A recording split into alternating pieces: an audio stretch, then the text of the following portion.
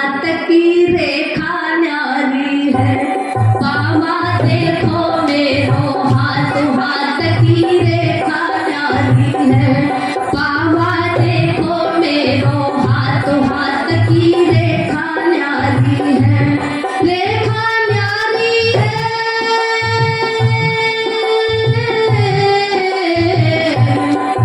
बाबा देखो मेरो हाथ, हाथ की रेखा न्यारी है।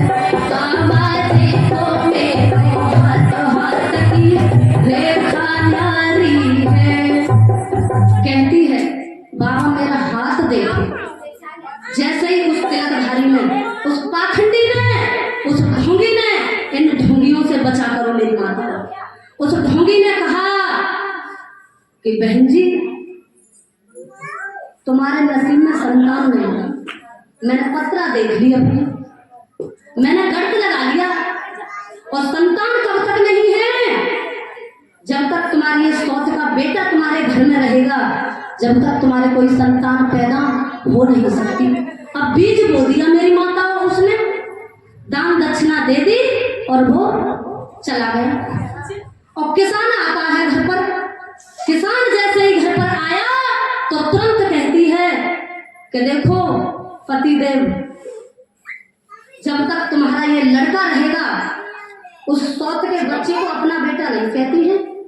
इतनी इनकी आत्मशक्ति गिरी हुई होती है कि ये तुम्हारा जब तक बच्चा रहेगा घर में मेरी कोई संतान पैदा नहीं हो सकती। अब किसान बोला फिर क्या करूं? अब पत्नी कहती है कि इसको मारो, इसके लिए मारो। किसान कहता है कैसे मारूं? पत्नी कहती है यदि आप इसी तरह से मार दोगे इसके लिए तो आपकी जेल भी हो सकती है। आपके लिए ऐसा उपाय बताऊंगी कि लड़का भी मर जाए और जेल भी न हो। पतिदेव कहने लगे वो कौन सा उपाय है? कि देखो आप खेत बजाते हो, हल लेकर के इसको बच्चे को ले जाना और उस पटेला पर बिठा लेना। पटेला पर बिठा करके और आगे को गाड़ी को चला देना और धक्का मार देना, गिर जाएगा, मर जाएगा, आपकी जेल नहीं होगी। और कह देंगे खेती में कार्य कर रहे थे, क्या करें? अब किसान कहता है तेरी बात बिल्कुल ठीक है। और जैसे ही किसान ने उस बच्चे को ले जा करके पिला करके ले जाता है और उस पटेला पे बिठाता है तो तुरंत गाड़ी को चलाता है तो गिराने को होता है उस बच्चे को। उस बच्चे के मुंह से निकलती है पिताजी, पिताजी ये जो पेड़ है इसको बचा दो, इसको बचा दो। तो पिताजी कहते हैं ये टूट जाएगा तो टूट जाने दे, ये तो हमारे हाथ का काम है, दूसरा और लगा लेंगे। तो बच्चा फिर से दूसरी बार कहता है पिताजी, पिताजी इस पेड़ को बचा दो, इस वृक्ष को बचा दो। आपको लगाना हो तो और लगा लेना, आप लगाओगे इसको तोड़ करके लगेगा न लगेगा पता नहीं कब लगेगा।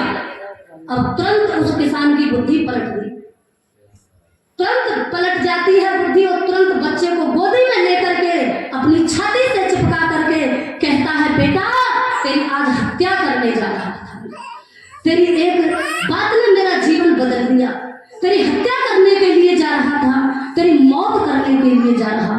बेटा अब तुझे मैं मार नहीं सकता, मुझे बहुत पाप लगता, मुझे दोष लगता, अब तुझे मारूंगा नहीं। तेरी बात ने मेरा जीवन ही बदल दिया। तो सज्जनों पता नहीं ये सत्संग की बात जो होती है अगर एक दिमाग में बात समा जाए तो ये सारे जीवन को बदल देती है। मेरी माताओं ध्यान से सुनो, आप पढ़ी लिखी बैठी हो और वैसे तो बहुत सारी बिना पढ़ी हुई नारी होती हैं लेकिन विचार बहुत सुंदर होते हैं।